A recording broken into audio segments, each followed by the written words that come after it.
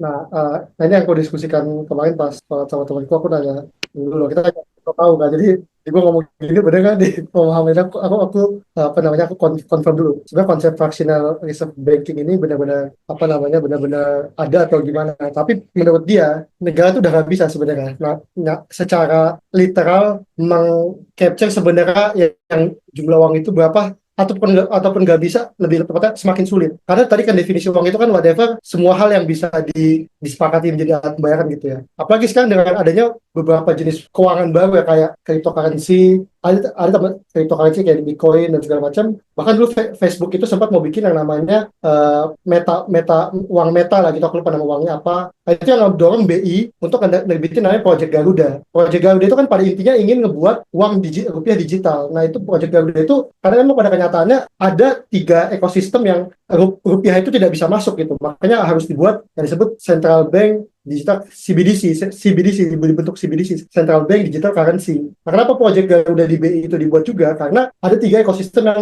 hanya CBDC yang bisa masuk, uang kripto bisa dibangun. Ada di Web3, Metaverse, sama DeFi. DeFi itu Decentralized Finance ya. Nah, itu sebenarnya bukan bidangku yang lebih dalam, mungkin teman IT lebih jago ya. Tapi itu aku dengar dari orang BI, kenapa dia mau dibikin kayak begini? Ya kan itu, karena definisi uang semakin gak jelas. Kemudian tadi, apa namanya, karena fractional ini jadi semakin, termasuk karena Amerika itu dua kali quantitative easing ya. Jadi kalau kalau nggak salah yang pelajari, Amerika itu dari dia merdeka 1766 sampai 2008 itu jumlah uang itu 1 triliun, jumlah uang yang beredar itu kalau nggak salah 1 triliun. Tapi begitu 2008 karena quantitative easing QE, artinya dia ngebeli aset-aset di bank, obligasi dibeli, semua dibeli, gue kasih duit, masuk ke fractional reserve banking, uang itu meledak jadi 4 triliun, naik 3 triliun, sampai COVID naik 3 triliun lagi, kalau nggak salah. Jadi sekarang 3 tambah 3 tambah 1, mungkin sekitar 7 triliun, kalau nggak salah, aku lupa, yang dolar yang beredar itu sekitar segitu, padahal dari dia merdeka sampai 2008 itu cuma 1 triliun gitu. Berarti ada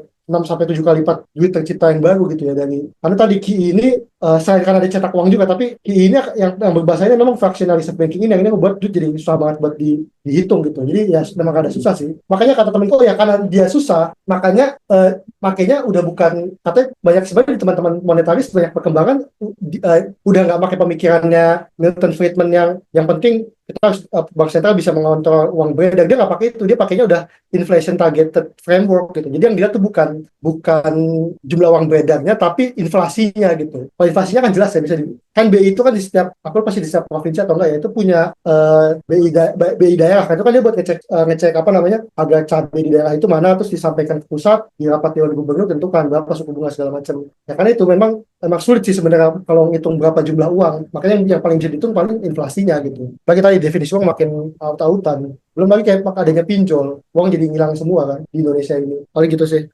makin susah lah intinya. Karena definisi uang semakin blur. Hmm, hmm.